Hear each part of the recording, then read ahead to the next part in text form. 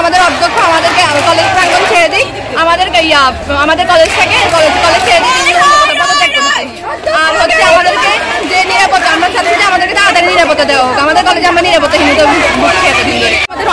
আমাদের অধ্যক্ষের পদত্যাগ চাচ্ছি, কারণ হচ্ছে কি উনি হচ্ছে বিভিন্ন দুর্নীতির সাথে জড়িত আছে আমাদের কলেজেতে। এরপর হচ্ছে যে আমরা যখন ক্লাস করতাম, যেমন সায়েন্স ডিপার্টমেন্টের আমরা ক্লাস করার সময় আমাদের ক্লাসের সময় সায়েন্সের ক্লাসগুলো কত গুরুত্বপূর্ণ এটা তো সবাই জানে। এরা আমাদের ভাইদেরকে নিয়ে যেত, ছেলেরা নিয়ে যেয়ে ওদেরকে দিয়ে স্লোগান দেওয়াইতো।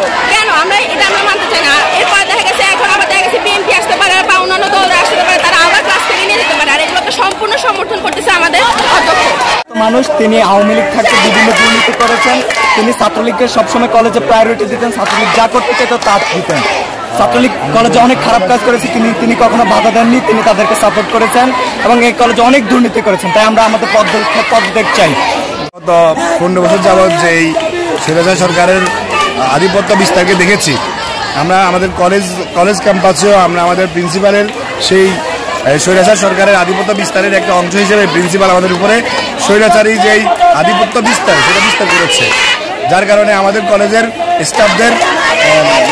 স্টাফ যতটুকু দরকার ছিল তার চেয়ে কম স্টাফ রেখে অতিরিক্ত স্টাফদের বেতন বাউচার করে এবং বিভিন্নভাবে যে সংস্কারমূলক কাজকর্ম এভাবে করে সরকারের ফান্ড থেকে বিপুল পরিমাণ অর্থকে লুটপাট করেছে।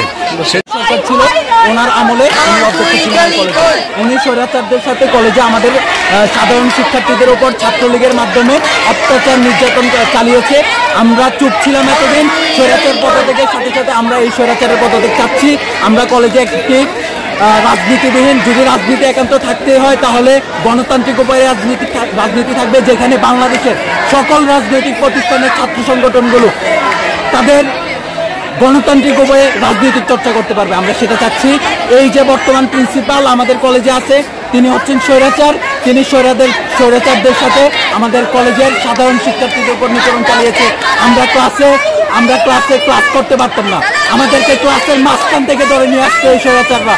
তিনি আর একটুকু পরিমাণ ব্যবস্থা নেননি। আমরা যখন স্যারদেরকে জানাতাম স্যার আমরা ক্লাস করতে চাই, আমরা মিছিলে যাব না, কিন্তু তিনি এর বিরুদ্ধে একটু কথা বলেন। এর মাধ্যমে আমরা ধরে নিয়েছি উনি স্বৈরাচারের পক্ষে ছিল। এই স্বাধীন বাংলায় 24-এর এই স্বাধীনতার পর এই স্বাধীন বাংলায় কোনো স্বৈরাচারের জায়গা হবে না। তাই লক্ষ্মীপুর সরকারি কলেজে এই স্বৈরাচার আর ঢুকতে পারবে না। এই ঢুকতে না পারার যে এক দফায় এক দাবি, এই স্বৈরাচারের পদত্যাগের দাবি নিয়ে আমরা সাধারণ শিক্ষার্থী এখানে সমবেত হয়েছি এবং আমরা আমাদের সগলায় গর্জন দিচ্ছি, এক দফা এক দাবি, স্বৈরাচারের পদত্যাগ। আমরা প্রথমে শ্রদ্ধার সাথে স্মরণ করছি বৈষম্য বিরোধী ছাত্র আন্দোলনে যারা প্রাণ দিয়েছেন, তার মধ্যে শহীদ আবু সাঈদ মুগ্ধ সহ যারা প্রাণ দিয়েছেন তাদেরকে স্মরণ করছি। এবং 5ই আগস্ট থেকে আমাদের অধ্যক্ষ মহোদয় কলেজে অনুপস্থিত। অনেকে বলছেন উনি কলেজে পলাতক আছেন। কেন পলাতক আছেন আমরা জানি না। তারপর থেকে শিক্ষার্থীরা কলেজে আসছে, নানান ধরনের দাবি দাওয়া নিয়ে আসছে। এই দাবি দাওয়াগুলো তারা আমাদের কাছে পেশ করেছে। তারা বলেছে অধ্যক্ষ মহোদয় অনেক দুর্নীতি করেছেন, আর্থিক দুর্নীতি করেছেন, ছাত্রছাত্রীদের সাথে অসদাচরণ করেছেন, কর্মচারীরাও তারাও অধ্যক্ষ মহোদয়ের বিরুদ্ধে নানান ধরনের অভিযোগ করেছেন, তাদের চাকরিচ্যুত করেছেন ইত্যাদি তারা অভিযোগ করেছেন। সেই প্রেক্ষিতে আমরা গত 8ই আগস্ট আমরা শিক্ষক পরিষদের একটা মিটিং রাখি উপাধ্যক্ষ মহোদয়ের অনুমোদন ক্রমে। যেহেতু অধ্যক্ষ মহোদয় নাই, সেই কারণে উপাধ্যক্ষ মহোদয় আমাদেরকে সভা করার অনুমতি দিয়েছেন এবং আমরা সেই সভায় শিক্ষক মণ্ডলী তাদের মনের ক্ষোভ প্রকাশ করেছেন এবং তার দুর্নীতির ফিরিস্তি তুলে ধরেছেন। শিক্ষকদের মিটিং চলাকালীন সময় কর্মচারীরা এসেছেন, কর্মচারীরা এসে তাদের ক্ষোভ প্রকাশ করেছেন এবং তাদের সাথে নানান ধরনের অসদাচরণ হয়েছে, আর্থিকভাবে তাদেরকে বঞ্চিত করা হয়েছে, চাকরিচ্যুত করা হয়েছে, এগুলো তারা তুলে ধরেছে। তুলে ধরে তারাও অধ্যক্ষ মহোদয়ের অপসারণ চেয়েছে।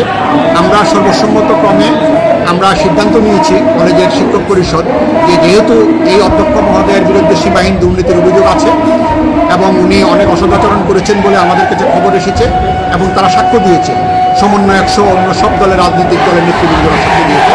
সেই হিসেবে আমরা বলেছি যে আমরা এই অধ্যক্ষ মহোদয়ের অপসারণ চাই এবং কর্তৃপক্ষের কাছে আমরা সেটা অনুরোধ করেছি। যেহেতু আমরা কর্তৃপক্ষ না, আমরা আমাদের মতামতটা ব্যক্ত করেছি যে আমরা এই অধ্যক্ষর অপসারণ চাই, দুর্নীতিবাদ অধ্যক্ষ আমরা চাই না।